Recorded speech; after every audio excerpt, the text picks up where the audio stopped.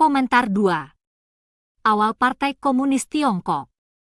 Menurut buku menjelaskan bahasa dan mengurai kata, Shuowenjiezi, yang ditulis oleh Sushen, 147 ed, huruf Mandarin tradisional yang berarti partai atau geng, terdiri dari dua akar kata yang meliputi arti masih gelap.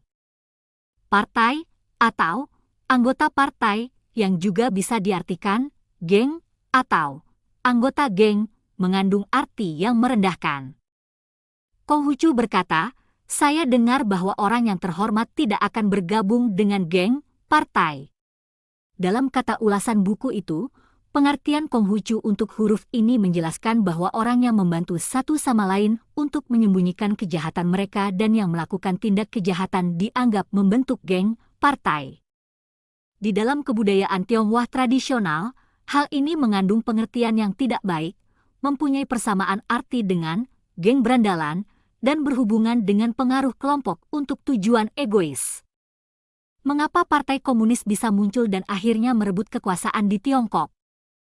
Partai Komunis Tiongkok, PKT, secara terus-menerus telah menanamkan ke dalam pikiran orang-orang Tionghoa bahwa sejarah telah memilih PKT, bahwa rakyat telah memilih PKT, dan bahwa tanpa PKT tidak akan ada Tiongkok baru. Apakah memilih Partai Komunis atas keinginan mereka sendiri? Atau Partai Komunis yang memaksakan keinginan egois dan pandangan mereka kepada rakyat Tionghoa? Kita hanya bisa temukan jawabannya dalam sejarah. Sejak masa akhir dinasti Qing sampai masa awal periode Republik 1911 hingga 1949, Tiongkok mengalami kejutan luar biasa dari luar dan usaha untuk reformasi internal secara besar-besaran. Masyarakat berada dalam gejolak yang memilukan. Banyak intelektual dan orang-orang dengan pemikiran yang bijaksana ingin menyelamatkan negara dan rakyat, tetapi di tengah-tengah krisis dan kekacauan nasional, kekhawatiran mereka tumbuh, pada awalnya dari kekecewaan yang kemudian menjadi keputusasaan sepenuhnya. Seperti orang sakit yang sembarangan mencari dokter, mereka mencari solusi di luar Tiongkok. Ketika cara Inggris dan Prancis gagal, mereka berpaling pada metode Rusia. Karena ingin cepat berhasil, mereka tidak ragu-ragu untuk meramu obat yang paling keras untuk penyakitnya, dengan harapan Tiongkok bisa menjadi kuat dengan cepat. Gerakan 4 Mei pada 1919 adalah cermin yang jelas dari keputusasaan ini. Sebagian orang memilih tindakan anarkis, sebagian lain mengusulkan untuk membuang doktrin-doktrin Konghucu, dan yang lainnya lagi menyarankan untuk mengadopsi kebudayaan asing. Secara singkat, mereka menolak kebudayaan tradisional Tionghoa dan menentang doktrin Konghucu yang mengambil jalan tengah. Karena ingin mengambil jalan pintas, mereka menjalankan pemusnahan dari semua hal yang bersifat tradisional.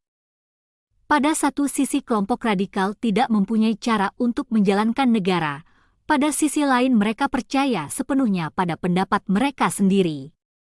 Mereka merasa dunia tanpa harapan, dan percaya bahwa hanya dengan diri sendiri barulah mereka bisa menemukan cara yang benar bagi perkembangan masa depan Tiongkok.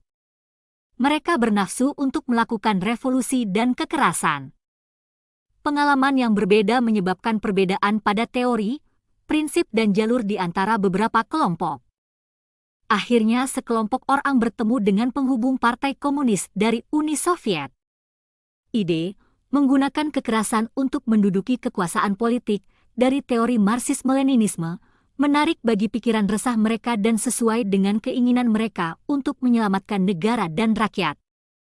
Maka mereka memperkenalkan komunisme, suatu konsep yang sangat asing ke negeri Tiongkok. Ada 13 orang wakil yang menghadiri kongres pertama PKT.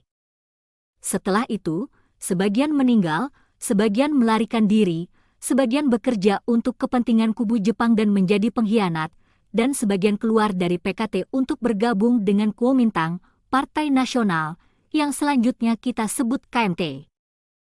Pada 1949, ketika PKT berkuasa, hanya Mao Zedong, Mao Tse-tung, dan Dong Biu yang masih tersisa dari 13 anggota partai semula. Tidak jelas pada waktu itu apakah pendiri-pendiri PKT menyadari bahwa Dewa Penyelamat, yang mereka perkenalkan dari Uni Soviet sebenarnya adalah makhluk jahat, dan obat yang mereka dapatkan untuk menguatkan negara sebenarnya adalah racun mematikan. Partai Komunis Rusia yang baru saja memenangkan revolusi, terobsesi untuk menggarap Tiongkok. Pada tahun 1920, Uni Soviet mendirikan Biro Timur Jauh di Siberia, yaitu sebuah cabang dari Komunis Internasional, Internasional, ketiga, atau Komintern. Ia bertanggung jawab untuk mengatur pendirian partai komunis di Tiongkok dan negara lainnya. Begitu didirikan, Wakil Deputi Biro Grigori Voitinsky tiba di Beijing dan menghubungi barisan depan komunis Li Dazhao. Li mengatur pertemuan Voitinsky dengan pemimpin komunis lainnya, Chen Dixiu, di Shanghai. Pada bulan Agustus 1920, Voitinsky, Chen Dixiu, Li Hanjun, Shen Xuanlu, Yu Xiusong, Shi Chuntong dan lainnya memulai persiapan dari pendirian PKT. Pada Juni 1921, Zhang Tailei tiba di Irkutsk, Siberia, untuk menyerahkan proposal pendirian PKT sebagai cabang dari Komintern kepada Biro Timur Jauh. Pada 23 Juli 1921, dengan bantuan Nikolsky dan Maring dari Biro Timur Jauh, maka secara resmi terbentuklah PKT. Sejak itu gerakan komunis diperkenalkan ke Tiongkok sebagai uji coba, dan sejak itu PKT memposisikan dirinya di atas segalanya, menaklukkan segalanya sehingga membawa bencana tanpa akhir bagi Tiongkok. PKT tumbuh dengan cara menumpuk kejahatan secara berkesinambungan. Bukan tugas yang mudah untuk memperkenalkan makhluk asing seperti Partai Komunis, sesuatu yang sama sekali tidak sejalan dengan tradisi Tionghoa, ke dalam negeri yang mempunyai sejarah peradaban 5.000 tahun lebih. PKT dengan mempergunakan ideologi keserasian besar komunisme membohongi rakyat dan kaum intelektual nasionalis, melangkah lebih jauh lagi memutarbalik teori komunisme yang telah diselewengkan dengan parah oleh Lenin, menjadikannya sebagai dasar untuk menghancurkan segala nilai tradisi yang tidak menguntungkan kekuasaannya, membasmi segala tingkat sosial dan tokoh yang membahayakan kekuasaannya. PKT membawa pengaruh besar kepada penghancuran keyakinan beragama, terlebih lagi membawa konsekuensi ateisme komunis. PKT membawa pengingkaran komunisme akan sistem kepemilikan pribadi, juga membawa teori revolusi kekerasan Lenin. Bersamaan pula PKT meneruskan dan mengembangkan bagian paling jahat dari Kaisar Tiongkok. Sepanjang sejarah PKT, sejak berdirinya sampai memperoleh dan menjalankan kekuasaan, secara terus-menerus ia bertambah jahat. Dalam perkembangannya PKT mengandalkan 9 unsur dasar yang diberikan oleh hantu komunis, yaitu jahat busuk, menipu, menghasut, penjahat masyarakat, memata-matai, merampok, berkelahi, memusnahkan, dan mengontrol. Dalam menghadapi krisis yang berkesinambungan, PKT terus-menerus menjalankan dan memperkuat cara-cara serta melanjutkan peran dari karakter-karakter jahat ini. Unsur dasar pertama, sesat jahat menjalankan bentuk kejahatan dari Marxisme-Leninisme. Pada awalnya komunis Tiongkok tertarik pada Marxisme karena berpijak dari melancarkan revolusi dengan kekerasan untuk menghancurkan alat-alat negara lama dan mendirikan kekuasaan kaum proletar. Ini sesungguhnya adalah akar kejahatan dari Marxisme dan Leninisme. Teori materialisme dari Marxisme dibuat atas dasar konsep ekonomi yang sempit dari tenaga produksi, hubungan produksi, dan nilai surplus. Pada masa awal ketika kapitalisme belum begitu berkembang, Marx membuat prediksi picik bahwa kapitalisme akan hancur dan kaum proletar akan menang, yang mana sekarang telah terbukti salah. Teori Marxis-Lenin akan revolusi sosial dengan kekerasan dan kekuasaan kaum proletar merupakan promosi kekuasaan politik dan dominasi dari kaum proletar. Pernyataan komunis berhubungan dengan basis filosofi dan sejarah dari Partai Komunis terhadap perjuangan dan konflik kelas. Kaum proletar melepaskan diri dari moral tradisional dan hubungan sosial demi mendapatkan kekuasaan. Dengan demikian, sejak awal kemunculannya, doktrin dari komunis bertentangan dengan semua tradisi. Sifat hakiki manusia secara universal menolak kekerasan dalam bentuk apapun.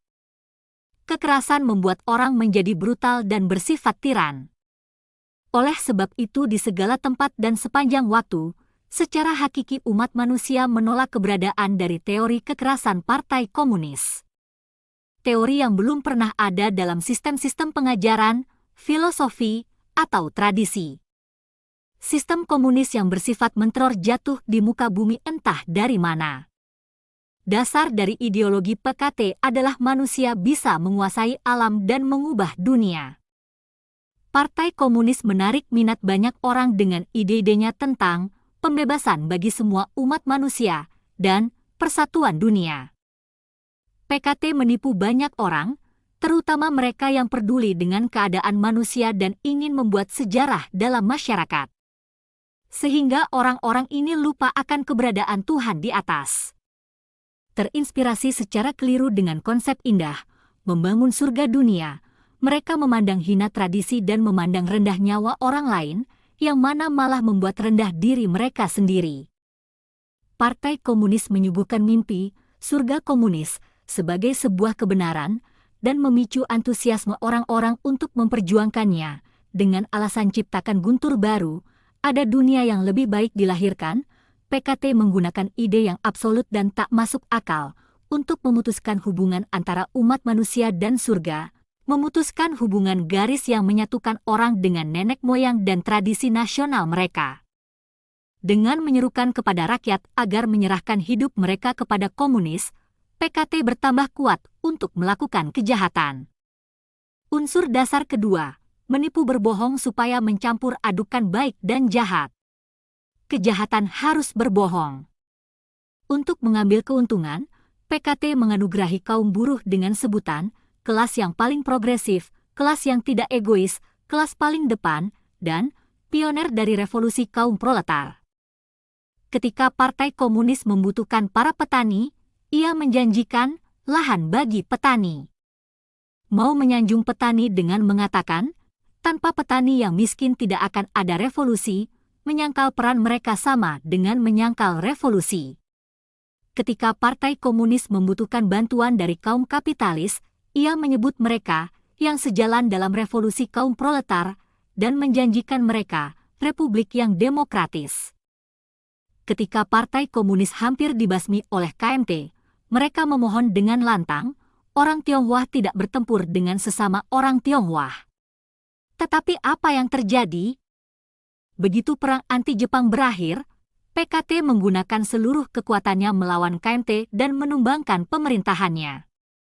Begitu mulai berkuasa, PKT juga memusnahkan kaum kapitalis dan pada akhirnya mengubah petani dan buruh menjadi kaum proletar yang miskin. Konsep dari Front Persatuan adalah sebuah contoh kebohongan yang biasa dilakukan PKT. Agar bisa memenangkan perang saudara dengan KMT, PKT memulai dengan taktiknya mengadopsi strategi Front Persatuan sementara dengan musuh-musuhnya, termasuk para pemilik tanah, kaum feodal, dan petani kaya. Pada 20 Juli 1947, Mao Zedong mengumumkan bahwa, kecuali bagi yang sungguh memberontak, kita harus memberikan perlakuan yang lebih baik kepada kelompok pemilik tanah untuk mengurangi kondisi kekerasan. Tetapi setelah PKT mendapatkan kekuasaan, para pemilik tanah dan petani kaya tidak luput dari penghancuran. Mengatakan suatu hal dan melakukan sebaliknya adalah hal yang wajar bagi PKT. Ketika PKT membutuhkan KMT, ia mengutarakan bahwa kedua pihak seharusnya berjuang demi keberadaan bersama untuk jangka waktu panjang, menjalankan supervisi bersama, tulus satu sama lain, dan berbagi dalam kehormatan dan kegagalan. Tetapi setelah berhasil berkuasa pada 1949, PKT melenyapkan semua orang yang berbicara tentang demokrasi, menyebut mereka sebagai sayap kanan anti-partai. Semua orang yang tidak setuju atau menolak untuk mengikuti konsep, kata-kata, tindakan atau organisasi partai dilenyapkan. Para pemimpin Marx, Lenin dan PKT menegaskan bahwa kekuatan politik Partai Komunis tidak akan berbagi dengan kelompok atau individu manapun. Sejak awal, komunis dengan jelas membawa sifat kediktatoran. Dengan sewenang-wenang, PKT tidak pernah berada bersama kelompok atau partai politik lainnya dengan perilaku yang tulus. Bahkan pada masa yang disebut periode santai, keberadaan PKT dengan kelompok lainnya hanyalah pura-pura semata. Sejarah membuktikan bahwa kita jangan sampai mempercayai apa yang dijanjikan PKT, atau mempercayai bahwa apa yang dijanjikan akan dipenuhi. Percaya dengan kata-kata dari PKT bisa menyebabkan seseorang kehilangan nyawa. Unsur dasar ketiga, menghasut menyulut kebencian dan menghasut pertikaian massa. Penipuan digunakan untuk menghasut kebencian. Pertikaian harus disulut dari kebencian. Jika kebencian tidak ada, maka bisa dibuat. Sistem kepala kelompok yang berurat berakar di daerah pedesaan Tiongkok menjadi halangan utama bagi pendirian kekuasaan politik Partai Komunis. Masyarakat pedesaan pada awalnya cukup harmonis, dan hubungan antara pemilik tanah dan penyewa tidak sepenuhnya bertentangan. Pemilik tanah mengatur dan menyewakan tanah pada petani, dan petani bertumpu pada tanah ini untuk kelangsungan hidupnya. Dengan kata lain, pemilik tanah memberikan sarana bagi petani untuk hidup, dengan timbal balik petani mendukung pemilik tanah. Hubungan saling ketergantungan ini telah diputarbalikkan oleh PKT menjadi pertentangan dan pemisahan kelas secara ekstrim. Keharmonisan dibalikan menjadi permusuhan, kebencian dan pertikaian, hal yang bisa diterima menjadi tidak dapat diterima, hal yang lancar dibuat menjadi kacau, dan republik dibuat menjadi otoriter. Partai Komunis mendorong rakyat untuk tidak mengakui kepemilikan tanah pribadi, membunuh demi keuntungan dan membunuh pemilik tanah, petani kaya dan keluarga mereka. Banyak petani yang tidak mau mengambil barang milik orang lain. Sebagian dari mereka mengembalikannya di malam hari apa yang telah mereka ambil di siang hari dari para pemilik tanah, tetapi mereka dikritik oleh tim kerja PKT untuk pedesaan dengan sebutan kesadaran tingkat rendah. Untuk menghasut kebencian kelompok, PKT menjadikan panggung pertunjukan Tiongkok menjadi alat propaganda. Sebuah cerita terkenal tentang penindasan kelompok, gadis berambut putih, yang mulanya adalah cerita mengenai seorang dewi dan tidak ada hubungannya dengan pertentangan kelas, tetapi oleh seorang penulis dari militer, diubah menjadi sebuah drama, opera dan balet modern yang digunakan untuk menghasut kebencian antar kelompok. Ketika Jepang menjajah Tiongkok, PKT tidak melawan Jepang, malahan menyerang pemerintah KMT dengan tuduhan menjual negara tidak melawan Jepang, mengakibatkan krisis nasional dan menghasut rakyat untuk melawan pemerintahan KMT. Menghasut massa untuk bertikai satu dengan yang lain adalah tipuan klasik dari PKT. PKT menciptakan tugas kelompok dengan rumus 95-5 yaitu 95% dari populasi ditugaskan pada berbagai kelompok yang bisa dimenangkan, sementara 5% sisanya ditempatkan sebagai kelompok musuh. Orang yang berada dalam 95% aman, tetapi yang termasuk dalam 5% diperangi. Karena ketakutan dan ingin melindungi diri mereka sendiri, orang-orang berupaya untuk masuk ke dalam kelompok 95%. Ini menyebabkan banyak kasus di mana orang-orang saling mencederai satu sama lain, dari penghinaan sampai bentrokan fisik. PKT dalam banyak gerakan politiknya dengan menggunakan hasutan terus-menerus menyempurnakan taktik ini. Unsur dasar keempat, berandalan perusuh dan sampah masyarakat menempati jabatan di PKT. Sampah masyarakat adalah biangnya kejahatan, maka kejahatan harus memanfaatkannya. Revolusi sosial yang dilancarkan komunis paling sering menggunakan para berandalan pemberontak dan sampah masyarakat. Contohnya dalam Komune Paris, sebenarnya melibatkan pembunuhan, pembakaran, dan kekerasan yang dilakukan oleh sampah masyarakat. Bahkan Marx merendahkan kaum proletar dungu. Dalam Manifesto Komunis, Marx berkata, kelompok yang berbahaya, sampah masyarakat, yang dengan pasif telah membuat busuk masyarakat dan dibuang oleh lapisan terendah dari masyarakat lama, dapat dimasukkan dan dipergunakan ke dalam gerakan revolusi kaum proletar. Tetapi karena kondisi kehidupannya, mereka mau dibeli dan bisa digunakan lebih lanjut sebagai alat suap dari pertikaian reaksioner. Di sisi lain, Marx dan Engels menganggap sifat alamiah petani yang mudah dipecah belah dan kedunguan mereka, maka tidak mempunyai kualifikasi untuk termasuk ke dalam kelompok kelas apapun. PKT mengembangkan lebih lanjut sisi gelap dari teori Marxisme. Mao Zedong berkata, sampah masyarakat dan perusuh selalu ditampik oleh masyarakat, tetapi sesungguhnya mereka adalah yang paling pemberani, paling seksama dan teguh dalam revolusi di daerah pedesaan. Kaum proletar gelandangan telah memperkuat keganasan PKT. Telah membangun rejim pedesaan Soviet awal. Kata revolusi dalam bahasa Mandarin yang diartikan satu persatu adalah memutus nyawa. Meskipun PKT bisa menerapkan revolusi dalam pengertian yang positif, tetap saja itu menakutkan dan menjadi bencana bagi orang baik adalah mengambil nyawa.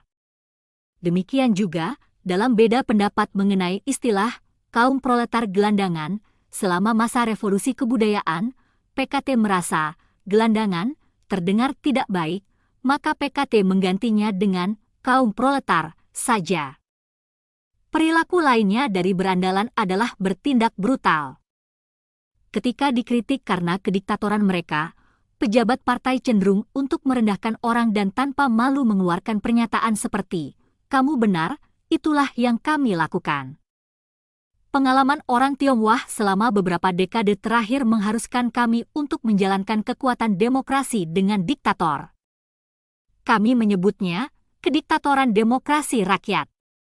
Unsur dasar kelima, mata-mata penyusupan, penipuan, pengkhianatan. Tidak cukup dengan kecurangan, membuat onar dan memanfaatkan berandalan, teknik mata-mata dan menanamkan perselisihan juga digunakan. PKT ahli dalam penyusupan.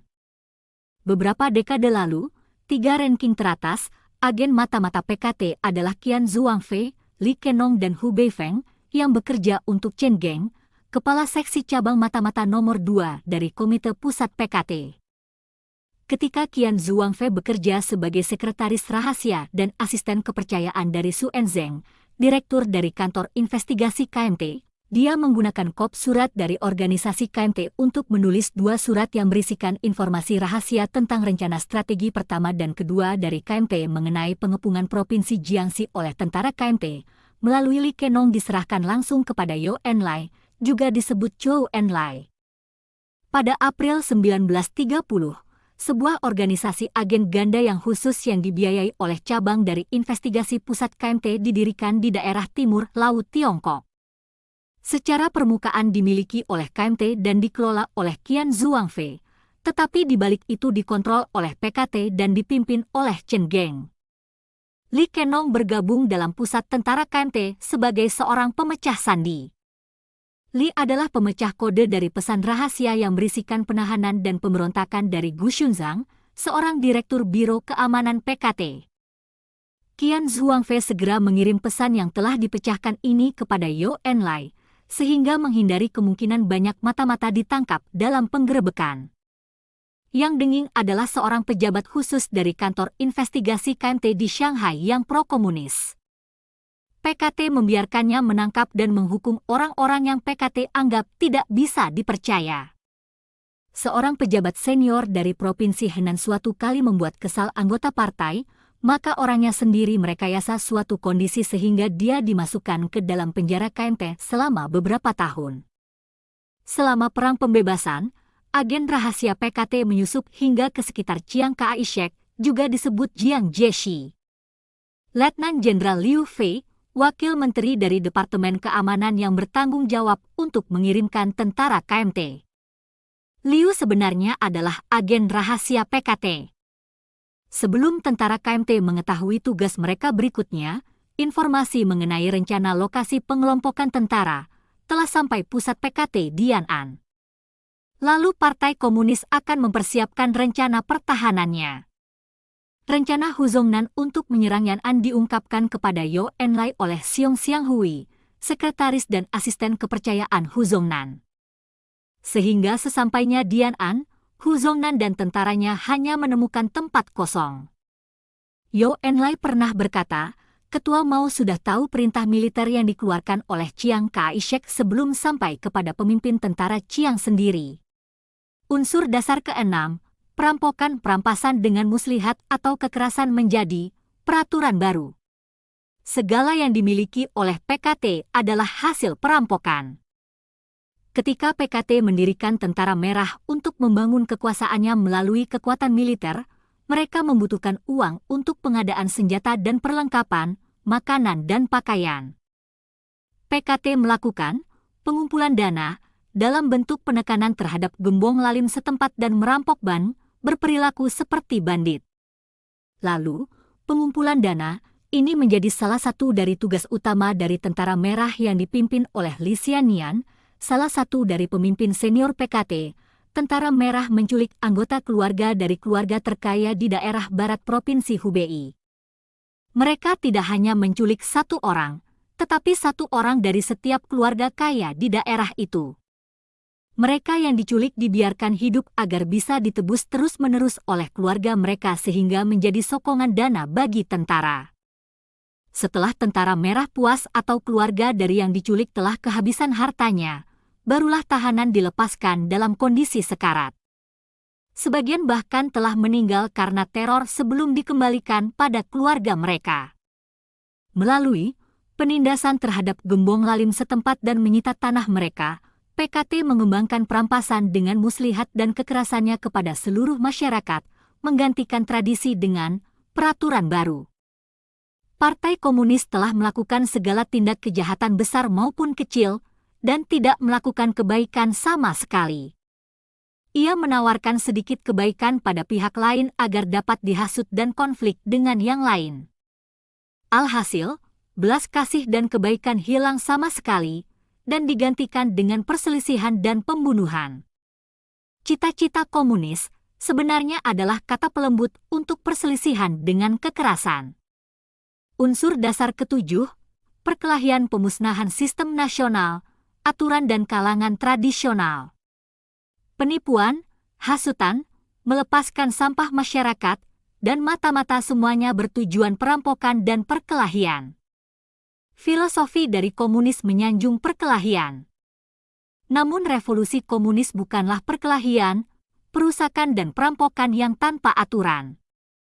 Partai mengatakan, target utama dari penyerangan petani adalah gembong lalim setempat dan bangsawan jahat serta pemilik tanah ilegal, tetapi bersamaan itu mereka juga menjatuhkan semua yang berkelompok dan institusi, melawan semua pejabat yang korupsi di kota-kota dan melawan semua praktek buruk dan adat di daerah pedesaan. Sebuah usaha yang terorganisir diluncurkan untuk memusnahkan sistem tradisional dan adat istiadat di daerah pedesaan. Pertempuran komunis meliputi kekuatan tentara dan perlawanan dengan senjata. Sebuah revolusi bukanlah pesta makan malam, bukan menulis artikel, bukan melukis atau menyulam, tidak bisa dilakukan dengan halus, begitu lemah lembut, begitu tenang, baik dan ramah, menahan diri dan murah hati. Sebuah revolusi adalah pemberontakan, tindakan kekerasan suatu kelas sosial menjatuhkan kelas sosial yang lain. Perkelahian tidak dapat dielakkan dalam upaya merebut kekuasaan. Beberapa dekade selanjutnya, PKT menggunakan karakter perkelahian yang sama untuk mendidik generasi berikutnya selama revolusi kebudayaan. Unsur dasar ke-8, pemusnahan mendirikan ideologi genosida yang lengkap. Komunisme telah melakukan banyak hal dengan cara sangat kejam.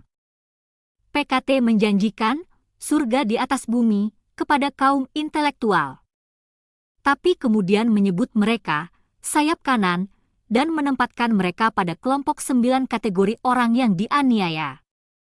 Mencabut hak kaum kapitalis akan kepemilikan harta pribadi mereka, melenyapkan tuan tanah yang kaya, memusnahkan aturan dan adat di daerah pedesaan, merampas kekuasaan daerah oleh pejabat lokal, menculik dan meminta tebusan dari orang kaya, mencuci otak tahanan-tahanan perang, mereformasi para industrialis dan kapitalis, menyusupi KMT dan mencerai beraikannya, melepaskan diri dari komunis internasional dan mengkhianatinya, membersihkan diri dari semua kejadian-kejadian melalui gerakan politik.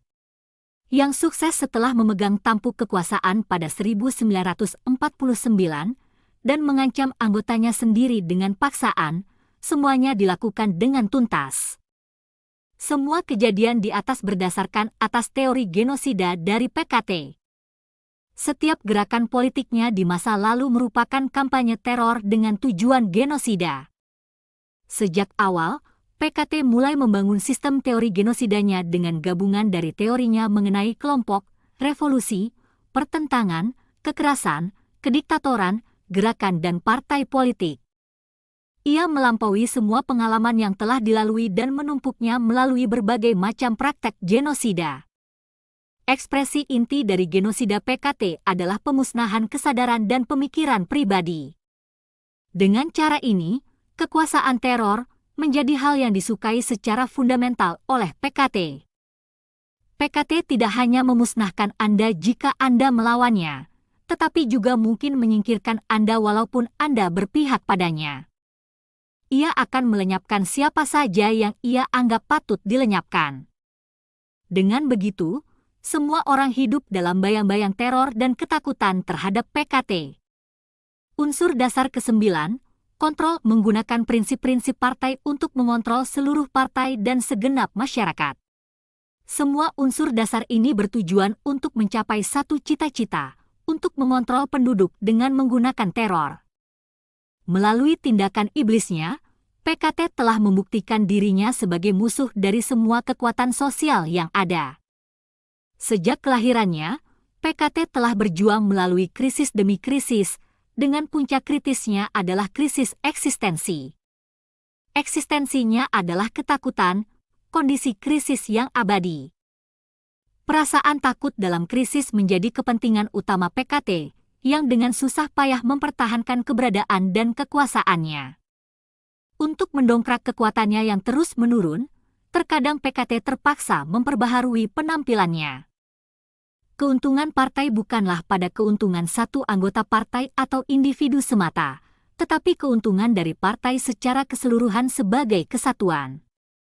Identitas bersama dari PKT mengungguli perasaan individual. Prinsip-prinsip partai merupakan karakter-karakter yang keji dari hantu jahat ini. Prinsip-prinsip partai sedemikian menguasai penuh sifat hakiki manusia sampai pada kondisi di mana orang Tionghoa tidak lagi bebas berbicara dan bertindak. Misalnya, Zhou Enlai dan Sun Bingwen dulu berteman. Setelah Sun Bingwen meninggal, Zhou Enlai mengadopsi putrinya, Sun Weishi. Pada masa revolusi kebudayaan, Sun Weishi terkena kecaman dan kemudian ditangkap. Dia meninggal dalam penahanan dan keluarganya mendapati paku yang tertancap di kepalanya. Ironisnya, surat penangkapannya ditandatangani oleh si ayah angkat, Zhou Enlai. Salah satu pemimpin pada masa awal dari PKT adalah Ren Bishi, yang bertanggung jawab untuk perdagangan opium pada masa Perang Anti-Jepang. Pada waktu itu, opium adalah simbol dari serangan asing, karena Inggris menggunakan impor opium untuk meluluhkan ekonomi Tiongkok dan menjadikan orang Tionghoa kecanduan. Walaupun adanya penolakan secara nasional terhadap opium, Ren berani menjalankan opium dalam area yang luas, dengan resiko dikutuk bangsa. Karena sifat yang ilegal dan sensitif dari perdagangan opium, PKT menggunakan kata sabun sebagai bahasa sandi dari opium. PKT menggunakan pendapatan dari perdagangan gelap opium dengan negara tetangganya untuk menunjang keberadaannya. Pada peringatan ulang tahun Ren yang ke-100, salah satu dari pemimpin Tiongkok generasi baru menyanjung prinsip-prinsip partai yang dianut Ren dengan mengatakan, Ren mempunyai karakter yang superior dan dia adalah seorang idola dari anggota partai. Dia juga mempunyai kepercayaan yang mendalam terhadap komunisme dan mempunyai kesetiaan tak terbatas terhadap partai. Contoh lainnya dari prinsip partai adalah Zhang Said. Partai mengatakan bahwa dia terbunuh karena runtuhnya tempat pembakaran kapur, tetapi desas-desus mengatakan bahwa dia tewas ketika memanggang opium. Karena secara diam-diam bertugas di Divisi Keamanan Pusat dan tidak pernah minta promosi, PKT memberi predikat, kematiannya lebih besar daripada gunung besar, artinya hidupnya sangat penting. Dia dan Lei Feng yang terkenal sebagai sekrup yang tidak pernah berkarat, berfungsi sebagai mesin revolusi, dijadikan model tipikal partai.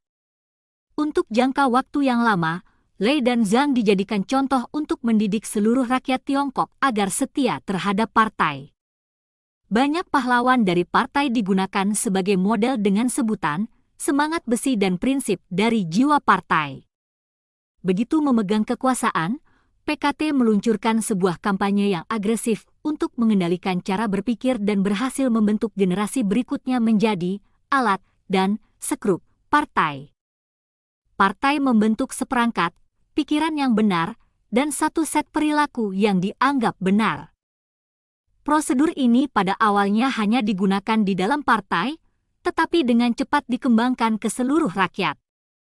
Diselubungi dengan sebutan untuk negara, cara pikir dan perilaku ini dijalankan untuk mencuci otak rakyat agar sepaham dengan kejahatan dari PKT. 2. Sejarah pendirian PKT yang tidak terhormat. Partai Komunis Tiongkok mengaku mempunyai sejarah yang megah, dari satu kemenangan menuju kemenangan berikutnya. Ini adalah usaha agar diri sendiri terlihat bagus dan sesuai dengan deskripsi legalitas kekuasaan PKT. Sebenarnya PKT tidak mempunyai kemegahan sama sekali. Harus dengan mengandalkan 9 unsur dasar yaitu jahat, menipu, menghasut, berandalan, mata-mata, merampok, berkelahi, membasmi, mengendalikan, barulah mereka dapat membangun dan mempertahankan kekuasaan. Pendirian PKT dibangun dari jerih payah Uni Soviet. Meriam Revolusi Oktober berdentum, mengirimkan Marxisme dan Leninisme pada kami. Itulah bagaimana PKT mencerminkan dirinya kepada rakyat. Sebetulnya, pada awal berdirinya PKT, merupakan cabang Asia dari Uni Soviet. Sejak semula ia adalah pengkhianat penjual bangsa. Selama masa awal pendiriannya, PKT tidak mempunyai uang, tidak mempunyai ideologi maupun pengalaman, terlebih lagi mereka tidak mempunyai tulang punggung. PKT bergabung dengan Komintern adalah untuk ikut serta dan menyandarkan diri pada revolusi kekerasan. Revolusi kekerasan dari PKT adalah turunan dari revolusi kekerasan fase Marx dan Lenin. Komintern adalah pusat komando penggulingan kekuasaan pemerintah berbagai negara di dunia. PKT hanyalah cabang Asia Timur dari Komunis Soviet yang menjalankan imperialisme dari Tentara Merah Rusia. PKT bersandar pada kematangan Komunis Soviet dalam kekerasan merebut kekuasaan serta pengalaman, garis politik, pemikiran dan organisasi diktator proletariat dalam mematuhi perintah Komunis Soviet, menjiplak cara organisasi bawah tanah ilegal asing, melaksanakan pengawasan dan pengontrolan ketat. Uni Soviet adalah tulang punggung dan pembimbing PKT.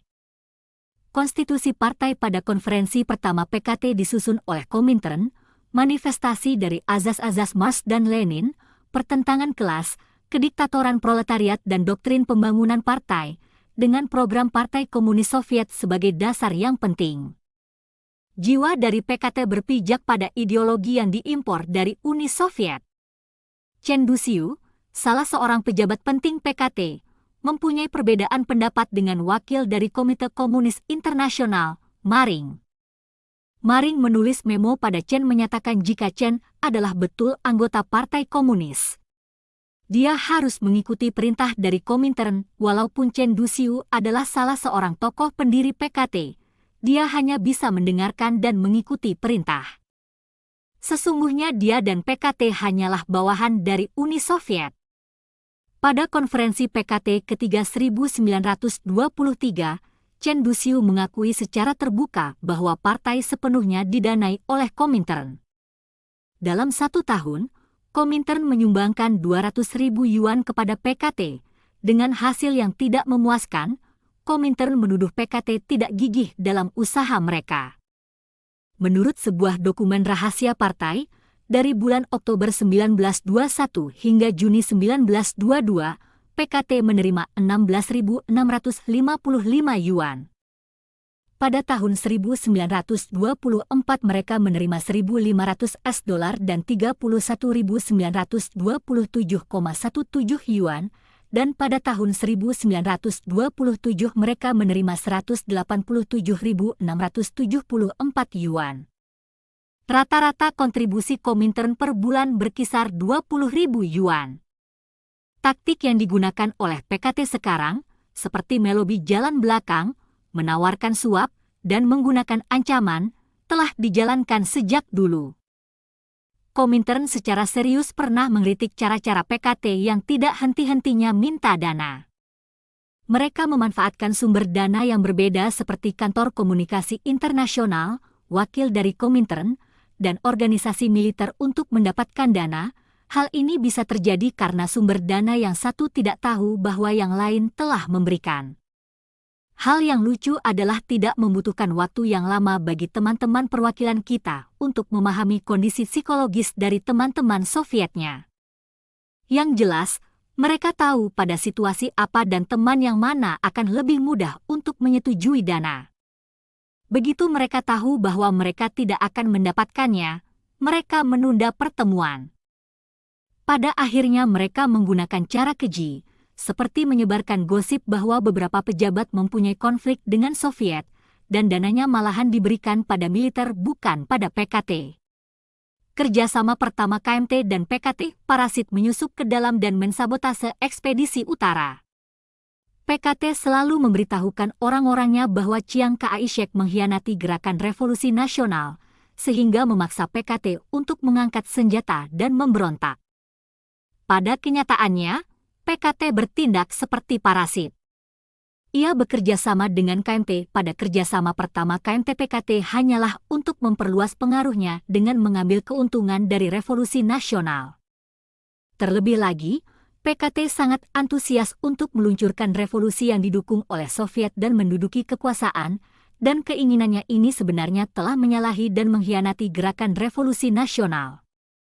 Pada konferensi kedua wakil-wakil nasional PKT yang diadakan pada Juli 1922, mereka yang menentang hubungan kerjasama dengan KMT mendominasi konferensi ini karena para anggota konferensi antusias untuk menduduki kekuasaan. Tetapi Komintern yang mengontrol di balik layar memveto resolusi yang dicapai konferensi tersebut dan memerintahkan PKT untuk bergabung dengan KMT. Pada masa awal kerjasama KMT-PKT yang pertama, PKT mengadakan Kongres Rakyat Nasional keempat di Shanghai pada Januari 1925. Sebelum Sun Yat-sen meninggal sudah diajukan masalah tampuk kekuasaan. Jika Sun Yat-sen belum meninggal, target perebutan kekuasaan tentu bukanlah Chiang Kai-shek. Dengan dukungan Uni Soviet, PKT meraih kekuatan politik di dalam KMT selama kerjasama mereka. Tang Pingshan menjadi menteri untuk Departemen Sumber Daya Manusia Pusat di KMT. Feng Jupo, sekretaris dari Menteri Tenaga Kerja, diberi kekuasaan penuh untuk menangani semua urusan yang berhubungan dengan ketenaga kerjaan. Lin Zuhan adalah Menteri Urusan Pedesaan, dan Peng Pai adalah sekretaris dari kementerian ini. Mao Zedong mengambil posisi sebagai penasihat Kementerian Propaganda dari KMT. Sekolah-sekolah militer dan pemimpin-pemimpin militer selalu menjadi fokus dari PKT. Zhou Enlai memegang posisi Direktur Departemen Politik Akademi Militer Huangpu, Whampoa, dan Zhang Shenfu adalah wakil direkturnya. Zhou Enlai adalah juga Kepala Biro Hukum Militer. Dia menempatkan penasihat-penasihat militer Rusia di beberapa posisi. Banyak dari para komunis memegang posisi sebagai instruktur dan dekan politik dalam sekolah militer KMT. Anggota PKT juga menjadi wakil dari Partai KMT pada berbagai tingkat dari Tentara Revolusi Nasional. Ada ketentuan bahwa tanpa tanda tangan wakil partai, maka peraturan dianggap tidak berlaku. Dampak keterikatan secara parasit pada gerakan revolusi nasional adalah bertambah dengan cepatnya anggota PKT mulai kurang dari 1.000 di tahun 1925 menjadi 30.000 di tahun 1928. Ekspedisi Utara dimulai pada Februari 1926. Dari Oktober 1926 sampai Maret 1927, PKT meluncurkan 3 pemberontakan bersenjata di Shanghai. Kemudian menyerang pusat militer Ekspedisi Utara yang bisa digagalkan oleh Tentara Ekspedisi Utara. Zhou Enlai yang menggunakan nama lain Wu Hao tertangkap dan kemudian dibebaskan setelah mengeluarkan surat pertobatan dan mengakui kesalahannya. Serdadu penjaga ketertiban umum Provinsi Guangdong senantiasa bentrok dengan polisi KMT menambahkan patroli polisinya dengan menggunakan prajurit tentara dan juga mengirimkan agen rahasia untuk mengawasi orang-orang yang menyebabkan keresahan sosial. Keonaran ini menyebabkan KMT melakukan pembersihan terhadap PKT pada 12 April 1927. Pada Agustus 1927, anggota PKT dalam Tentara Revolusi KMT melancarkan pemberontakan Nancang yang dengan cepat diredam. Pada bulan September, PKT melancarkan pemberontakan panen musim gugur untuk menyerang Changsha, tetapi serangan ini juga dapat diredam. PKT lalu mulai mengimplementasikan jaringan pengontrol yang disebut cabang partai dibangun berkesinambungan dan kemudian menyingkir ke daerah Jinggangshan, mendirikan kekuatan pemerintahan di pedesaan tersebut. Pemberontakan petani Hunan menghasut berandalan untuk memberontak. Selama masa ekspedisi utara, PKT melakukan pemberontakan-pemberontakan di daerah pedesaan dalam usaha meraih kekuasaan. Sementara itu Tentara Revolusi Nasional berperang melawan panglima-panglima perang. Pemberontakan petani Hunan pada tahun 1927 adalah kerusuhan yang dilakukan oleh kaum gembel dan sampah masyarakat, sama seperti Komune Paris tahun 1871 yang terkenal, kerusuhan komunis pertama. Rakyat Perancis dan orang asing di Paris menyaksikan bahwa Komune Paris adalah sekelompok bandit perusak yang tidak mempunyai visi. Hidup dalam gedung-gedung mewah dan rumah-rumah megah dan makan enak, mereka hanya peduli pada kenikmatan sementara dan tidak memikirkan masa depan. Selama masa pemberontakan Komune Paris, mereka menghalangi kebebasan pers. Mereka menahan dan kemudian menembak Uskup Agung Perancis, Georges Darbey, yang memberi khotbah pada raja. Demi kesenangan mereka membunuh 64 pendeta, membakar istana-istana, dan memusnahkan kantor-kantor pemerintahan, rumah-rumah pribadi, monumen-monumen, dan prasasti-prasasti. Kekayaan dan keindahan ibu kota Perancis yang tidak ada duanya di Eropa hancur musnah pada masa kerusuhan Komune Paris, bangunan menjadi debu dan manusia menjadi tengkorak. Kebrutalan dan kekejaman yang sedemikian belum pernah ada sebelumnya. Sebagaimana Mao Zedong mengakui, benar bahwasanya para petani di pedesaan sulit diatur. Dengan penuh kekuasaan, organisasi petani membuat pemilik tanah tidak dapat mengeluarkan pendapat dan wibawa mereka dicela. Ini berarti memojokkan pemilik tanah dan menyudutkan mereka di sana. Para petani mengancam, kami akan masukkan kalian ke dalam daftar reaksioner. Mereka mendenda gembong lalim setempat dan bangsawan jahat, mereka meminta jatah dari mereka, dan mereka merusak kursi mobil mereka. Orang-orang menyerbu rumah-rumah dari gembong lalim setempat dan bangsawan jahat yang tidak setuju dengan adanya organisasi petani, memotong babi dan memakan gandum mereka. Mereka bahkan berbaring di atas tempat tidur bersih dari anak-anak perempuan di rumah itu. Jika ditegur sedikit saja, mereka akan menangkap orangnya, memahkotai orang yang ditangkap dengan topi tinggi terbuat dari kertas, dan mengaraknya keliling desa, dan meneriakan, "Tuan Tanah Hina, sekarang kamu tahu siapa kami." Melakukan apa saja yang membuat mereka senang dan membalikkan segalanya, mereka telah menciptakan teror di pedesaan. Tetapi Mao setuju dengan sifat sulit diatur ini dengan mengatakan, secara gamblang, untuk sementara ini perlu untuk menciptakan teror di setiap daerah pedesaan, jika tidak, akan mustahil untuk menekan kegiatan dari kontrarevolusioner di pedesaan terlebih lagi menumbangkan pengaruh bangsawan jahat. Batasan norma-norma harus dilanggar demi membenarkan yang salah, jika tidak, yang salah tidak bisa dibenarkan. Banyak dari perbuatan mereka pada masa revolusi, yang terlihat keterlaluan sebenarnya adalah yang dibutuhkan oleh revolusi. Revolusi komunis menciptakan sistem teror. Operasi Utara, anti-Jepang, melarikan diri dari kekalahan. PKT menyebut perjalanan panjang, Long March, sebagai operasi utara anti-Jepang. Perjalanan panjang dijadikan sebagai kisah dongeng revolusi Tiongkok. Ia mengatakan bahwa perjalanan panjang adalah kitab deklarasi, tim propaganda, dan mesin penyebar bibit, yang berakhir dengan kemenangan untuk PKT dan kekalahan bagi musuh. Operasi Utara, anti-Jepang, adalah kebohongan yang tak kenal malu dari PKT untuk menutupi kegagalannya.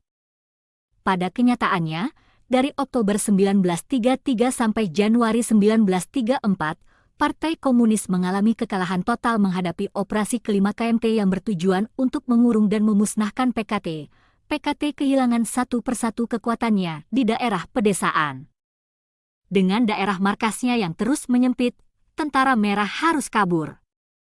Inilah hal yang sebenarnya di balik perjalanan panjang. Perjalanan panjang sebenarnya bertujuan menerobos pengepungan dan lari ke sepanjang garis perbatasan Mongolia dan Uni Soviet. Kala itu perjalanan mereka menghadapi banyak kesulitan, ke arah barat menyusuri perbatasan Mongolia, mendekati Soviet agar mudah melarikan diri sebagai antisipasi bila kalah diserang. Mereka memilih untuk melewati Shanxi dan Suiyuan. Pada satu sisi dengan menempuh provinsi-provinsi di utara ini, mereka bisa mengakui sebagai anti-Jepang dan memenangkan hati rakyat. Di sisi lain, daerah tersebut sangatlah aman, tidak ada tentara Jepang bermarkas di sana, karena tentara Jepang hanya menduduki teritori sepanjang tembok raksasa. Setahun kemudian, ketika PKT akhirnya tiba di Shanbei, bagian utara Provinsi Shaanxi, kekuatan inti dari tentara merah pusat telah berkurang dari 80.000 orang menjadi 6.000 orang. Insiden 11-an, PKT menempel kepada KMT untuk kedua kalinya. Pada Desember 1936, Zhang Zueliang dan Yang Hucheng, dua jenderal KMT, menculik Chiang Kai-shek di 11-an. Ini selanjutnya disebut insiden 11-an. Menurut versi sejarah yang dibuat oleh PKT, insiden 11-an adalah kudeta militer yang didalangi oleh Zhang dan Yang yang memberikan ultimatum hidup atau mati pada Chiang Kai-shek. Dia dipaksa untuk mengambil posisi melawan Jepang. Ditulis bahwa Zhou Enlai diundang ke 11-an sebagai wakil dari PKT untuk membantu melakukan negosiasi damai. Dengan banyak kelompok Tiongkok yang menjadi penengah, insiden ini dapat diselesaikan dengan damai, sehingga mengakhiri perang saudara selama 10 tahun dan memulai gabungan Persatuan Nasional melawan Jepang. Buku sejarah PKT mengatakan bahwa insiden ini adalah titik balik yang penting bagi Tiongkok dalam krisisnya. PKT membanggakan dirinya sebagai partai patriotik yang memikirkan kepentingan seluruh negeri. Semakin banyak data yang menyingkap bahwa banyak mata-mata PKT telah berkumpul di sekitar Yang Hucheng dan Zhang Zueliang sebelum insiden 11-an. Salah satu contoh adalah anggota PKT bawah tanah Liu Ding, yang diperkenalkan kepada Zhang Zueliang oleh Song Qingling, istri dari Sun Yat-sen, saudara perempuan dari Madam Chiang dan seorang anggota PKT.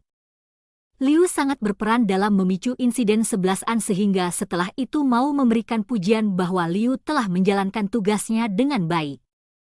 Di antara mereka yang bekerja di sisi Yang Hucheng, istrinya sendiri Shi Baozhen adalah seorang anggota PKT yang bekerja pada Departemen Politik Tentara si suami. Shi menikah dengan Yang Hucheng pada bulan Januari 1928 dengan persetujuan PKT. Ditambah lagi, anggota PKT Wang Bingnan adalah tamu kehormatan di rumah Yang pada waktu itu. Wang kemudian menjadi wakil menteri dari Kementerian Luar Negeri PKT. Anggota-anggota PKT di sekeliling Yang dan Zhang inilah yang secara langsung memicu kudeta. Sebenarnya pada awal insiden, pemimpin-pemimpin PKT ingin membunuh Chiang Kai-shek sebagai balas dendam atas penekanannya terhadap PKT sebelumnya. Pada waktu itu, hanya tersisa markas PKT yang sangat lemah di utara Provinsi Shaanxi, begitu rapuh sehingga bisa saja musnah dalam satu kali serangan. Maka PKT dengan mengerahkan segala keahliannya menghasut dan menipu, memicu Zhang dan Yang untuk memberontak. Bertolak dari upaya mencegah Jepang menyerang Uni Soviet, Stalin menulis surat kepada Komite Pusat PKT dan meminta mereka untuk tidak membunuh Chiang Kai-shek, sebaliknya bekerja sama dengannya untuk kedua kalinya. Mao Zedong dan Zhou Enlai menyadari bahwa dengan kekuatan PKT yang terbatas, mereka tidak mampu melawan KMT, sekalipun jika mereka membunuh Chiang Kai-shek, mereka akan dikalahkan bahkan dimusnahkan oleh tentara KMT yang membalas dendam. Karena kondisi ini, PKT merubah taktiknya dengan dalih berkoalisi memerangi Jepang, memaksa Chiang Kai-shek menerima kerjasama ini untuk kedua kalinya. PKT lebih dulu memicu pemberontakan, mengarahkan senapan pada Chiang Kai-shek, tetapi kemudian berbalik dan bertindak seolah-olah pahlawan panggung, memaksa Chiang untuk menerima PKT.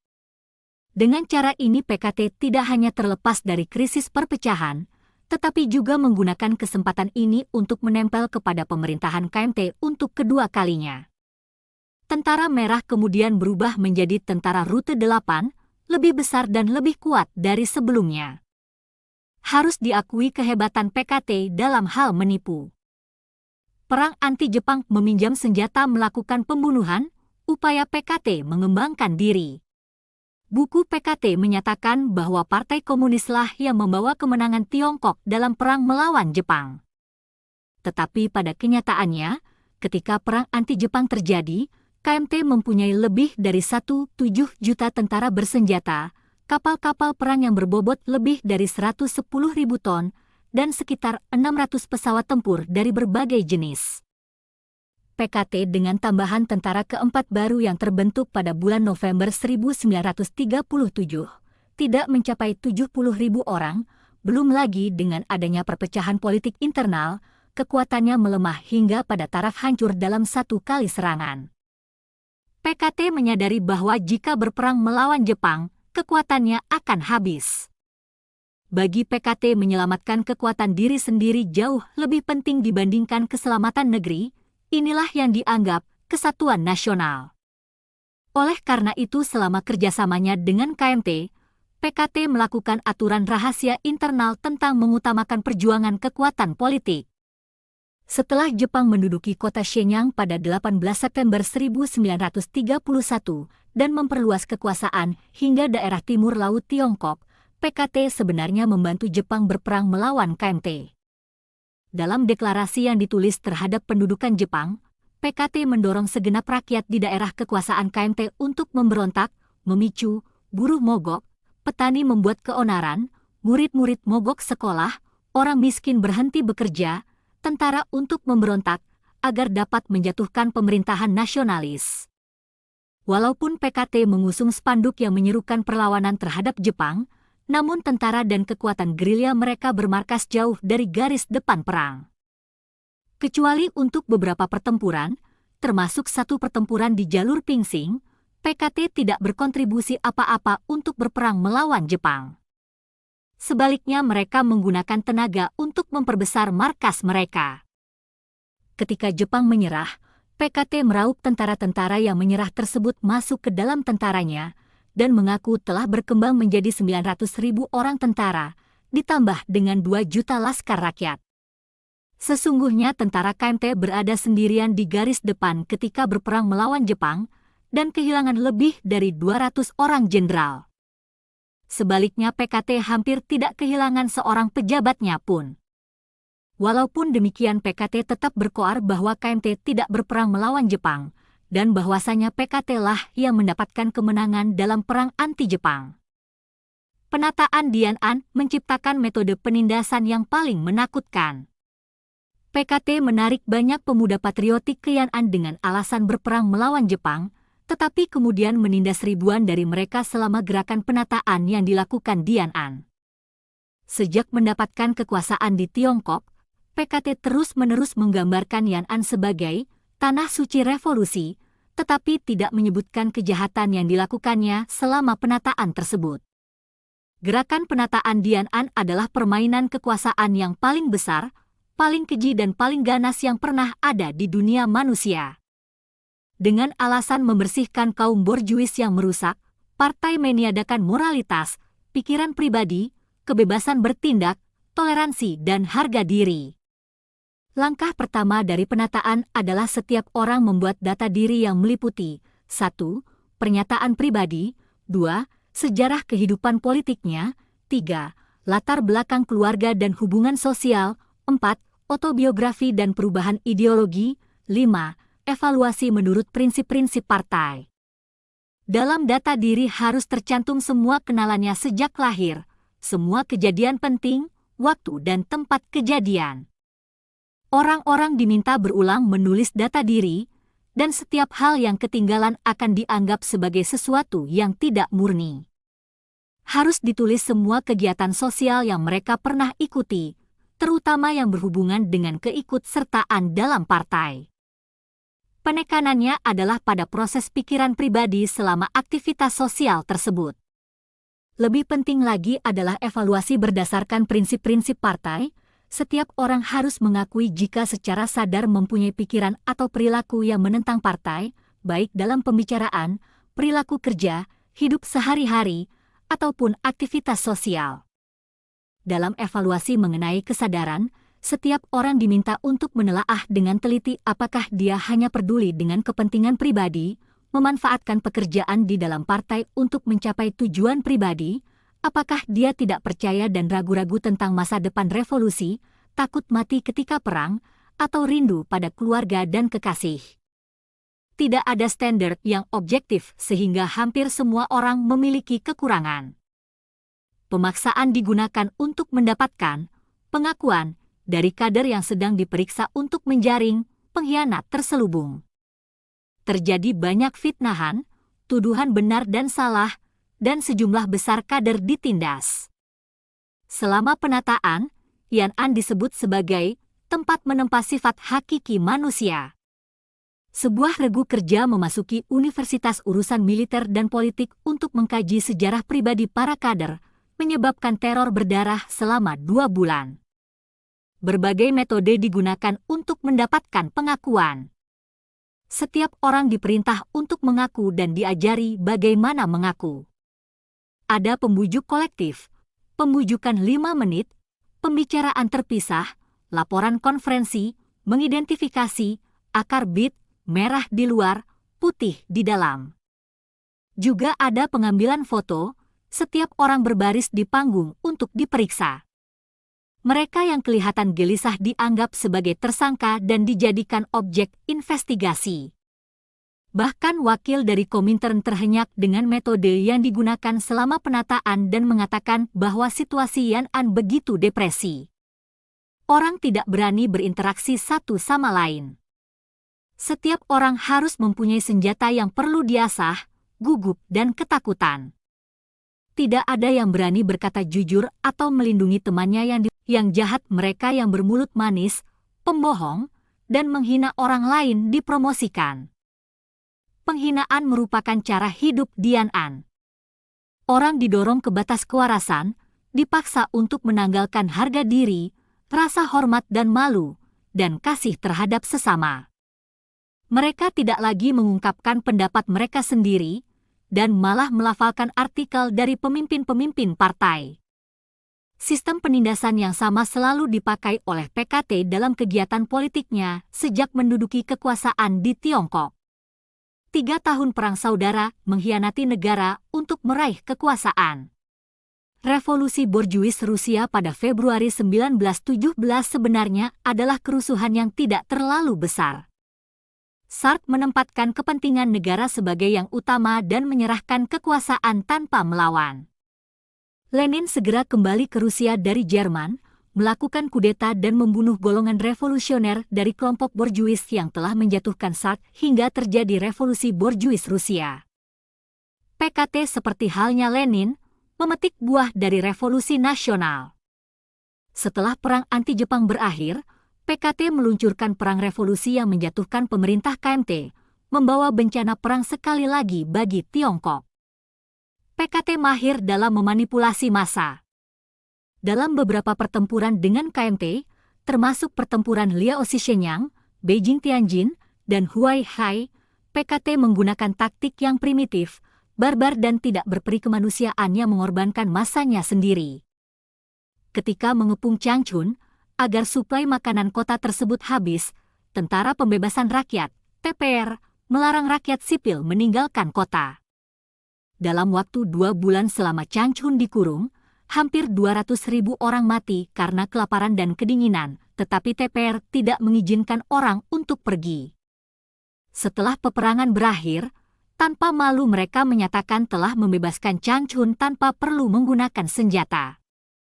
Sejak 1947 sampai 1948, PKT menandatangani Perjanjian Harbin dan Perjanjian Moskow dengan Uni Soviet, menyerahkan aset nasional dan memberikan sumber daya alam di bagian timur laut dengan imbalan dukungan penuh dari Uni Soviet dalam hal hubungan luar negeri dan urusan militer.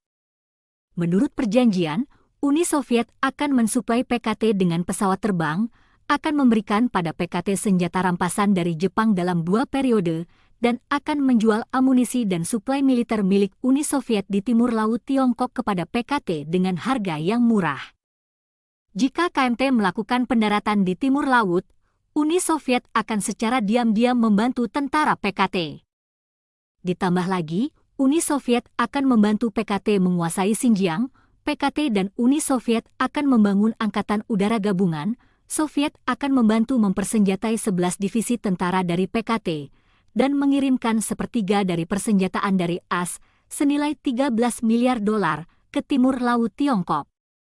Untuk mendapatkan dukungan Uni Soviet, PKT menjanjikan hak khusus bagi Uni Soviet untuk kebebasan transportasi darat dan udara di daerah Timur Laut, memberi Uni Soviet informasi tentang aksi pemerintah KMT dan militer AS, memberi Uni Soviet hasil produk dari Timur Laut, katun, kedelai, dan suplai militer dengan imbalan senjata mutakhir, mengizinkan Uni Soviet melakukan penambangan di area tertentu di Tiongkok, mengizinkan Uni Soviet untuk mendirikan pangkalan militer di Timur Laut dan Xinjiang, dan mengizinkan Soviet untuk mendirikan Biro Agen Rahasia Timur Jauh di Tiongkok.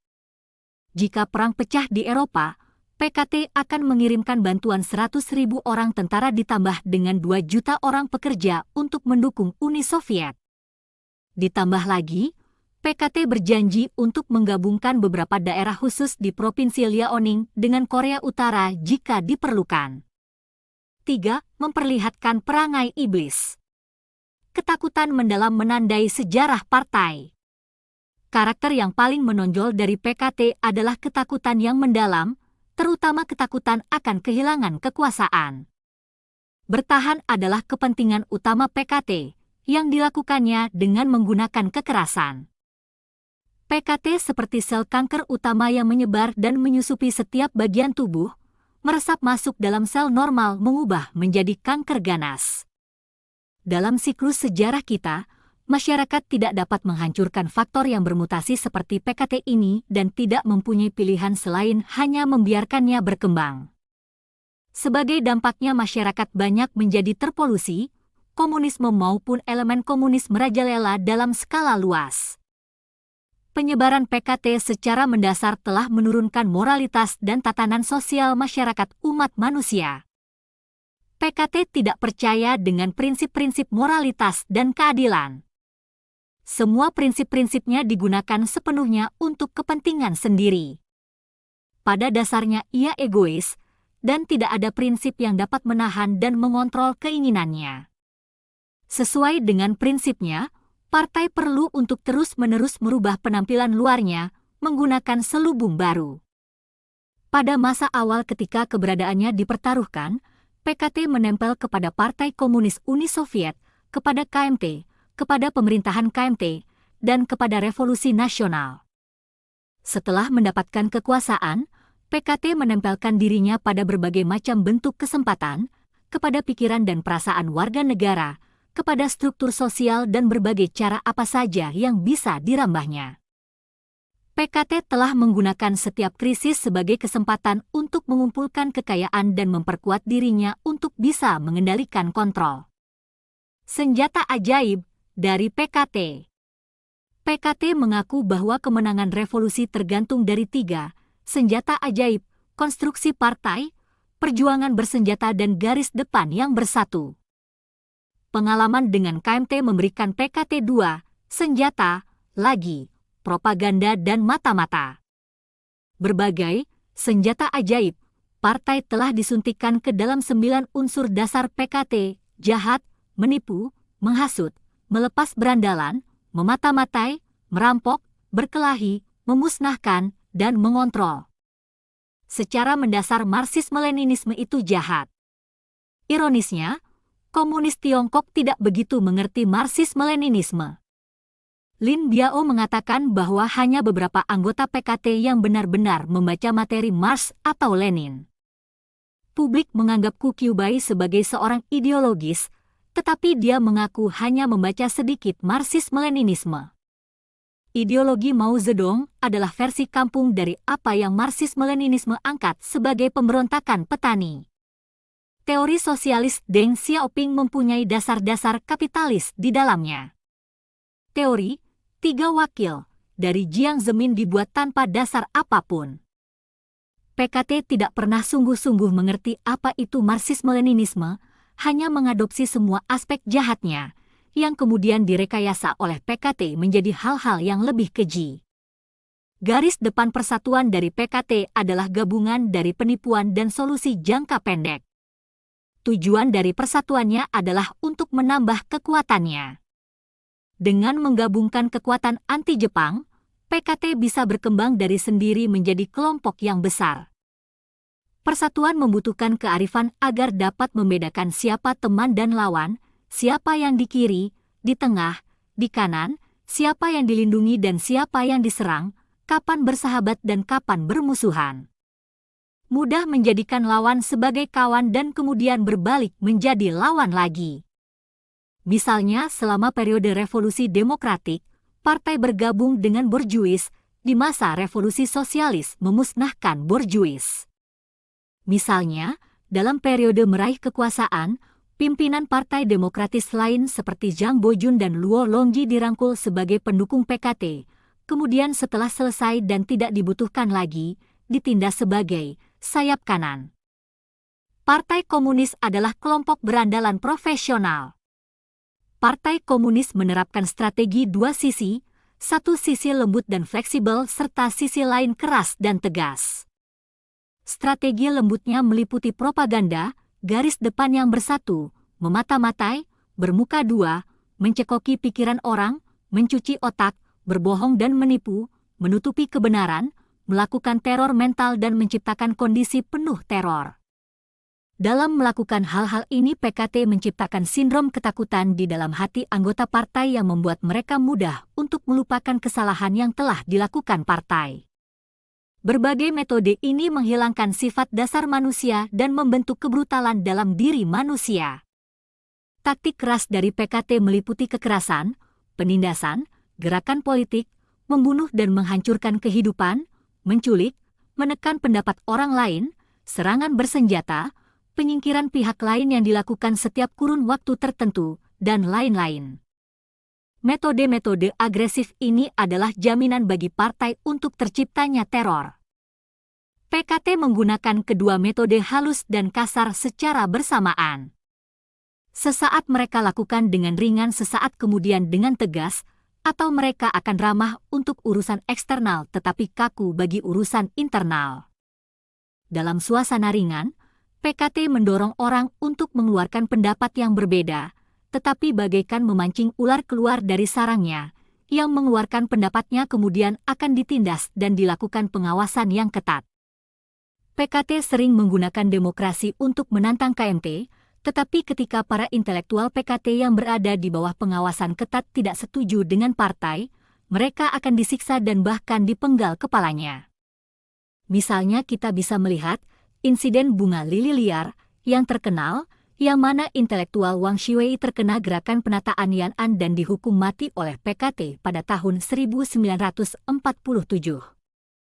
Seorang pejabat korban gerakan penataan Yan'an mengingat kembali ketika dia di bawah tekanan berat, diseret dan dipaksa untuk mengaku, satu-satunya cara yang bisa dilakukan adalah mengkhianati hati nuraninya sendiri dan berbohong. Pada awalnya, dia merasa tidak enak untuk menyebutkan dan memfitnah teman-temannya sendiri. Dia begitu membenci dirinya sendiri sampai ingin bunuh diri. Kebetulan ada sepucuk pistol ada di atas meja. Diambil dan diarahkan ke kepalanya dan menarik pelatuknya. Pistolnya kosong tak berpeluru. Orang yang menginterogasi masuk dan berkata, "Adalah baik karena kamu telah mengaku bersalah." Aturan-aturan partai sangatlah ringan. Melalui ujian yang diberikan, Partai Komunis tahu bahwa kamu telah mencapai batas dan tahu bahwa kamu setia terhadap partai, maka kamu telah lulus ujian. Begitulah caranya Partai Komunis menempatkan Anda pada ambang kematian setelah menikmati segala kesengsaraan dan penderitaan Anda di saat Anda sekarat, dengan ramah ditawarkan buah simalakama dan menjadi malaikat penyelamat Anda. Puluhan tahun berlalu, dan pejabat ini berkesempatan mempelajari Falun Gong di Hong Kong, sebuah qigong dan latihan kultivasi yang diperkenalkan di Tiongkok. Dia menganggap latihan ini baik. Namun ketika penindasan Falun Gong dimulai, kenangan lama yang menyakitkan datang lagi, maka dia pun tidak berani lagi berkata bahwa Falun Gong baik. Pengalaman dari Kaisar Pui mirip dengan pejabat tersebut. Di penjara dalam tahanan PKT dan melihat orang lain dibunuh, dia pikir dia juga akan segera mati. Agar tetap hidup, dia membiarkan dirinya dicuci otak dan bekerja sama dengan sipir penjara. Kemudian dia menulis autobiografi, Paruh Pertama Kehidupan Saya, yang digunakan oleh PKT sebagai contoh dari pembentukan ideologi. Menurut ilmu kedokteran modern, di bawah tekanan psikologis berat dan terisolasi, banyak korban cenderung jatuh pada kondisi di mana ia sangat tergantung pada pelaku siksaan. Kondisi ini disebut sindrom Stockholm. Kondisi emosional si korban ditentukan oleh pelaku. Sedikit saja kebaikan diberikan, si korban akan membalas dengan rasa terima kasih yang meluap-luap. Juga terjadi hal di mana si korban bahkan jatuh cinta pada pelaku. Fenomena psikologis ini telah lama diketahui dan digunakan dengan sukses oleh PKT untuk melawan musuh dan mengontrol pikiran dari rakyat. Partai Komunis yang paling jahat dan paling keji. Partai Komunis memanfaatkan dan membuang pemimpin-pemimpinnya untuk menghindari reformasi. Tanpa pengecualian, sebagian besar sekretaris jenderal pertama PKT pernah disebut sebagai anti-komunis. Jelas sekali bahwa PKT mempunyai roh, sebuah organisme hidup yang mandiri. Menjadi pemimpin partai tidak berarti dapat mengatur jalannya partai, sebaliknya partailah yang mengatur nasib si pemimpin. Di Provinsi Jiangxi, selama masa perang dengan KMT, PKT melakukan operasi pembersihan internal, menghukum prajurit-prajuritnya sendiri merajam sampai mati dan tidak menggunakan peluru karena penghematan. Di Provinsi Shanxi ketika terjepit di antara Jepang dan KMT, PKT memulai gerakan penataan Yan'an yang dikatakan sebagai membersihkan massa dan membunuh banyak orang. Pembunuhan massal yang berulang kali dalam skala besar ini tidak menghentikan PKT dalam mengembangkan kekuatannya ke seluruh Tiongkok. PKT mengimpor metode pembunuhan ini dari Uni Soviet. PKT layaknya kanker ganas, dalam perkembangannya yang cepat, akar kanker telah mati, namun ia telah merambah semua organisme sehat di sekelilingnya dan mengembangkan pengaruhnya. Organisme dan tubuh yang dirambah tertular menjadi kanker ganas. Tidak masalah apakah pada awal bergabung orang itu baik atau jahat, dia akan menjadi bagian dari kekuatannya yang merusak. Tentu saja, matinya tubuh yang tercemar oleh kanker adalah juga kematian kanker itu sendiri. Tetapi begitulah perilaku kanker PKT. Pendiri PKT, Chen Duxiu, adalah seorang intelektual dan pemimpin dari gerakan 4 Mei. Dia menampilkan dirinya sebagai seorang yang tidak suka kekerasan dan memperingatkan anggota PKT jika mereka ingin merubah KMT menjadi ideologi komunis atau terlalu ingin berkuasa, ini pasti akan membuat hubungan menjadi genting. Sebagai seorang yang paling aktif dalam generasi 4 Mei, Chen juga seorang yang mempunyai toleransi. Dialah yang pertama kali mendapat sebutan oportunis sayap kanan. Pemimpin PKT lainnya, Ku Qiubai, percaya bahwa anggota PKT harus terlibat dalam pertempuran, pemberontakan organisasi, menjatuhkan pemerintahan, dan menggunakan cara-cara ekstrim untuk mengembalikan masyarakat Tiongkok kembali ke fungsi-fungsi normalnya. Tetapi sebelum meninggal dia mengaku bahwa dia tidak ingin meninggal sebagai seorang revolusioner karena dia telah lama menanggalkannya. Dia menyalahkan bahwa sejarah telah mempermainkan dan menempatkan dia yang intelektual ke atas panggung politik revolusi dan membuatnya tetap di sana selama bertahun-tahun. Pada akhirnya, dia berkata dia tidak dapat melepaskan konsep-konsep baik yang ada dalam dirinya. Saya tidak bisa menjadi pejuang proletar. Menaati perintah Komintern, pemimpin PKT Wang Ming mempersatukan partai dengan KMT adalah dalam rangka perang melawan Jepang, bukan memperluas jangkauan PKT. Pada pertemuan PKT, Mao Zedong dan Zhang Wentian tidak dapat membujuk teman seperjuangannya. Ini dan juga tidak dapat mengungkapkan situasi yang sebenarnya. Mengandalkan kekuatan militer tentara merah yang terbatas, mereka sendiri tidak akan dapat menahan tentara Jepang, menuruti emosi kala itu dengan mengerahkan bala tentara untuk bertempur, maka sejarah Tiongkok tentu akan berbeda. Mao Zedong dipaksa untuk diam di dalam pertemuan ini. Kemudian Wang Ming disingkirkan, pertama disebut sebagai penyimpangan, sayap kiri, dan kemudian disebut sebagai seorang oportunis dari ideologi sayap kanan.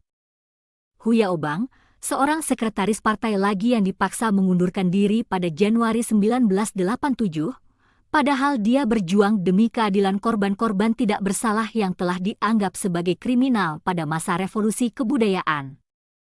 Dia ingin menghidupkan kembali komunisme di dalam hati rakyat. Tetapi pada akhirnya dia tetap digunakan sebagai kambing hitam. Zhao Ziang adalah sekretaris terkini yang disingkirkan. Dia ingin membantu PKT dalam reformasi selanjutnya, tetapi tindakannya malah membawa konsekuensi yang mengerikan. Lalu apakah yang telah dicapai oleh setiap pemimpin PKT? Mereformasi PKT berarti adalah menentukan kematiannya. Dengan cepat kekuasaannya akan dibekukan oleh PKT. Ada keterbatasan untuk merubah sistem PKT. Dengan mengandalkan kemampuan diri sendiri, hanya akan terbentur pada satu taraf saja. Tidak ada reformasi yang sungguh-sungguh yang dapat berhasil dijalankan terhadap PKT. Jika para pemimpin partai semuanya telah menjadi orang jahat, bagaimana PKT bisa mengembangkan revolusinya? Banyak contoh di mana ketika PKT berada dalam kondisinya yang paling prima, juga paling jahat, pejabat-pejabat tingginya dipecat dari jabatannya. Ini dikarenakan taraf kejahatan mereka tidak memenuhi standar partai, yang selalu memilih yang terjahat. Banyak pemimpin partai yang kehidupan politik mereka berakhir dengan tragis, namun PKT terus bertahan. Pemimpin-pemimpin PKT yang dapat bertahan di posisi mereka bukanlah mereka yang dapat mempengaruhi partai, tetapi mereka yang dapat memahami keinginan partai dan mengikutinya. Mereka memperkuat kemampuan PKT untuk bertahan selama masa krisis dan menyerahkan diri mereka sepenuhnya kepada partai.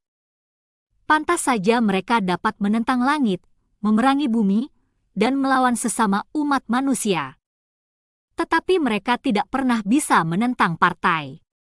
Dalam organisasi PKT, terutama pada tingkat tinggi, ada hubungan saling ketergantungan antara para pemimpin dan partai, mengejar kelangsungan hidup mereka masing-masing secara bersamaan. Tidak tahu malu adalah kualitas terpuji dalam PKT masa kini. Menurut partai, semua kesalahan yang dilakukan oleh pemimpin partai adalah kesalahan pribadi mereka, misalnya Zhang Guotao atau Geng 4. Mao Zedong dinilai oleh partai mempunyai 3 bagian kesalahan dan 7 bagian keberhasilan, sementara Deng Xiaoping menilai dirinya sendiri mempunyai 4 bagian kesalahan dan 6 bagian keberhasilan, tetapi partai sendiri tidak pernah salah. Bahkan ketika partai bersalah, dikatakan ia dapat membetulkan dirinya sendiri. Oleh karena itu, partai memerintahkan anggotanya untuk melihat ke depan dan jangan terikat dengan hal-hal masa lalu.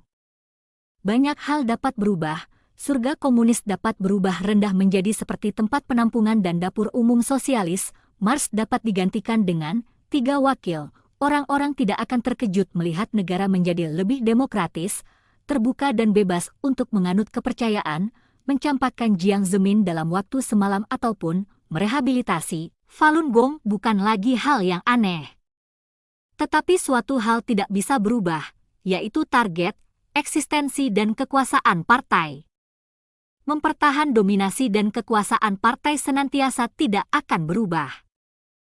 PKT telah mencampur adukan kekerasan, teror dan indoktrinasi tekanan tinggi untuk membentuk dasar teorinya, yang mana kemudian dijadikan sifat dan prinsip tertinggi partai, dijadikan roh para pemimpinnya, dan pada akhirnya seluruh fungsi mekanisme partai dan tindak tanduk anggotanya berasimilasi dengan konsep ini. Partai Komunis adalah partai yang terbuat dari besi dan kedisiplinannya sekeras baja. Tujuan dari semua anggotanya harus disatukan, dan tindakan dari semua anggotanya harus sepenuhnya sesuai dengan agenda politik partai. Penutup. Kekuatan sejarah apakah yang telah memilih Partai Komunis? Mengapa memilih PKT dan tidak memilih kekuatan politik lainnya? Seperti yang kita ketahui, di dunia ini terdapat dua kekuatan dan dua pilihan. Yang satu adalah yang tua dan jahat, yang tujuannya adalah melakukan kejahatan dan memilih hal negatif. Satunya lagi adalah yang lurus dan baik, yang tujuannya melakukan kebaikan dan belas kasih. PKT dipilih oleh kekuatan lama. Alasan dari pemilihan ini adalah karena PKT telah mengumpulkan semua kejahatan di dunia, Tiongkok maupun asing, masa lampau ataupun sekarang. Ia mewakili kekuatan jahat. Pada kelahirannya, PKT menggunakan bakat dasar manusia yang bersifat polos dan belas kasih untuk berbuat curang, dan kini selangkah demi selangkah dia telah menang dalam mendapatkan kapasitas untuk menghancurkan. Apa yang dimaksud oleh PKT dalam pernyataannya bahwa tidak ada Tiongkok baru tanpa Partai Komunis? Sejak berdiri pada tahun 1921 sampai pada awal kekuasaan politiknya tahun 1949, bukti dengan jelas menunjukkan bahwa tanpa penipuan dan kekerasan, PKT tidak akan bisa berkuasa. PKT berbeda dari berbagai macam organisasi lainnya, ia mengikuti ideologi miring dari Marxisme-Leninisme dan berbuat sesuka hatinya. Ia menjelaskan semua perbuatannya dengan teori tinggi dan dengan cerdik menghubung-hubungkannya dengan bagian tertentu dari massa, sehingga tindakannya dibenarkan. Setiap hari menyiarkan propaganda, menutupi strateginya dengan berbagai prinsip dan teori dan menyetujuinya sendiri dengan sebutan pasti benar. Perkembangan dari PKT adalah sebuah proses yang mengakumulasi kejahatan. Sejarah PKT mengungkapkan pada kita akan keilegalannya. Orang Tiongkok tidak memilih PKT, tetapi PKT memaksakan komunisme, hantu jahat asing ini, terhadap rakyat Tiongkok dengan cara menjalankan perangai-perangai jahat yang diwariskan oleh Partai Komunis jahat busuk, menipu, menghasut, melepaskan bajingan, memata-matai, merampok, berkelahi, memusnahkan, dan mengontrol.